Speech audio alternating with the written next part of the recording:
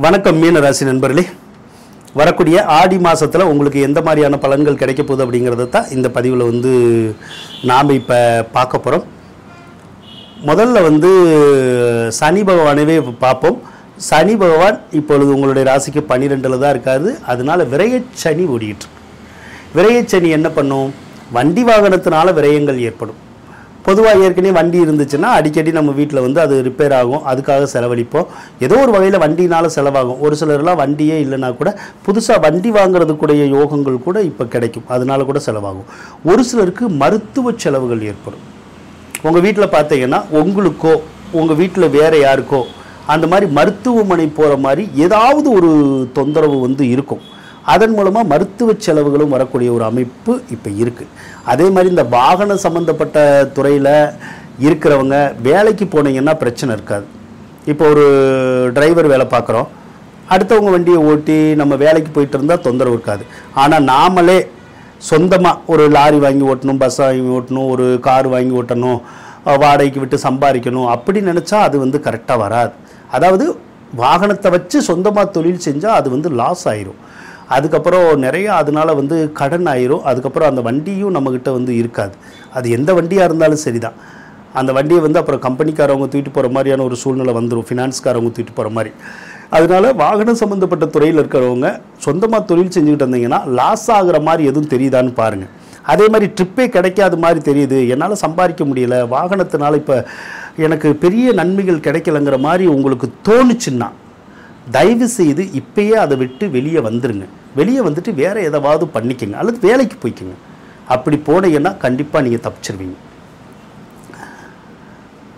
செவ்வாய் பகவான் உங்களுக்கு நல்லா தான் இருக்குது. செவ்வாய் பகவான் 6வது ராசியில் இருக்கும். 6வது ராசியில் இருந்தாலும் உங்களுக்கு காசு பணம் கிடைக்கும். இந்த மாதம் எப்படி கிடைக்கும்? வேலை வேணுனாலும் கிடைக்கும், அல்லது தொழில் வேணுனாலும் கிடைக்கும். அதன் மூலமாக காசு பணம் கிடைக்கலாம், அல்லது வேறு ஏதாவது ஒரு வகையில் உங்களுக்கு காசு பணம் கிடைக்கும். ஆனால் கிடைக்கிற காசு நோய்க்கோ கடனுக்கோ பகைக்கோ போகும். அது என்ன நோய்க்கு காசு போகும்? அதான் மருத்துவ செலவு வருதே, ஆஸ்பத்திரியில் போய் கொடுப்போம் காசை, அதுதான் நோய்க்கு செலவாகிறது. நமக்கு இல்லைனாலும் நம்ம வீட்டில் யாருக்காவது அந்த மாதிரி வந்துடுமே. கடனுக்கு போகும்னா யாருக்கையாவது ஏற்கனவே ஏதாவது கடன் வாங்கி வச்சுருப்போம், அந்த கடனை கட்டுவோம், இல்லைன்னா வட்டி கொடுப்போம். பகைக்கு செலவாகும்னா யாரு கூட சண்டை சச்சரவு அதனால் கொஞ்சம் செலவாகும், அவ்வளோதான். அதே மாதிரி ஒரு சிலருக்கு சொத்து இழப்புகள் ஏற்படும். சொத்து விற்கலாமா அப்படிங்கிற மாதிரி தோணும். சிலருக்கு பாகவிஸ்தி பண்ணுற மாதிரி கூட சூழ்நிலைகள் உருவாகும். ஒரு சிலருக்கு ஒரு சொத்தை கொடுத்துட்டு இன்னொரு சொத்து வாங்கணும்னு நினச்சா வாங்கலாம். அதே மாதிரி ஒரு சொத்து ரொம்ப நாளாக விற்கணும்னு நினச்சிருக்கோம், விற்க முடியல, இப்போ ட்ரை பண்ணோம்னா அது அந்த சொத்து விற்றுரும். அதே மாதிரி சுக்கிர பகவான் ஜூலை 26ஆம் தேதி 4வது ராசிக்கு போயிடுவார். அதுக்கப்புறம் நீங்கள் வீடு கட்டணுன்னா கட்டலாம், வாகனம் வாங்கணுன்னா வாங்கலாம், வீட்டுக்கு தேவையான ஆடை ஆபரணங்கள் எலக்ட்ரானிக் பொருள்கள்லாம் வாங்கணுன்னா தாராளமாக வாங்கலாம், உங்களுக்கு கிடைக்கும். 4வது இடத்துல வேறு குரு இருக்குது. 4வது இடத்துல குரு இருக்கிறது நல்லது தான். சொத்தில் இருக்கிற பிரச்சனைகள் எல்லாம் தீரும், வில்லங்கங்கள் எல்லாம் தீரும். தாயாருக்கு இருக்கக்கூடிய நோய் நொடி பிரச்சனைகள் எல்லாம் விலகிறதுக்குடைய சந்தர்ப்பம் இப்போ இருக்குது. அதே மாதிரி ஒரு சிலருக்கு புதுசாக வீடு கட்டுற யோகம் அல்லது ஏதேனும் ஒரு சொத்து வாங்குகிற யோகம் கூட இந்த காலத்தில் இருக்கதா செய்து முடிஞ்சால் பயன்படுத்திக்கோங்க. 5ஆம் அதிபதி நல்லா தான் இருக்குது. ஸோ ஒரு சிலருக்கு குழந்தை பாக்கியம் இல்லாதவங்களுக்கு குழந்தை பாக்கியம் கிடைக்கிறதுக்குடைய அமைப்பும் இந்த மாதம் இருக்கதா செய்யுது. அதே மாதிரி 5வது ராசியில் சூரியன் இருக்குது. அதனால் பெற்ற பிள்ளைகளுக்கு யாருக்காவது இந்த சளி இருமல் காய்ச்சல் சொல்கிறோம்ல, அந்த மாதிரியான ஏதாவது ஒரு உடல் உபாதை வரும். ஒரு சிலருக்கு கண்ணில் நோய் வரும், இல்லைன்னா பல்லில் நோய் வரும். ஒரு சிலருக்கு 2லேயுமே கூட நோய் வந்துடும். அப்படி வரணுங்கிற ஒரு அமைப்பும் இப்போ இருக்கதா செய்யுது. அதனால கூட அந்த மருத்துவ செலவுகள் ஏற்படக்கூடிய அமைப்பு இப்போ இருக்கதா செய்யுது.